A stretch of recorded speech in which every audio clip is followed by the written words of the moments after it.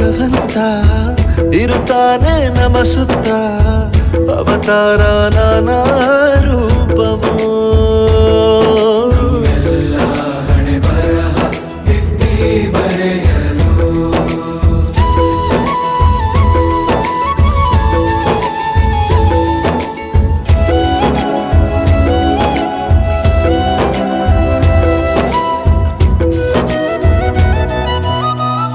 ಬಾಳಲ್ಲಿ ಲೆಕ್ಕ